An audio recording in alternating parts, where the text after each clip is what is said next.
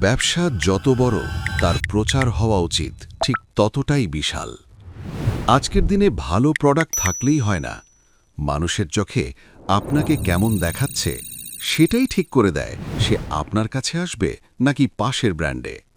আমরা অনেকেই চাই আমাদের ব্যবসা আরও বেশি মানুষের কাছে পৌঁছাক, কিন্তু প্রপার ভিডিও না থাকার কারণে ঠিকভাবে ব্র্যান্ড ইমেজ তৈরি করতে পারছি না।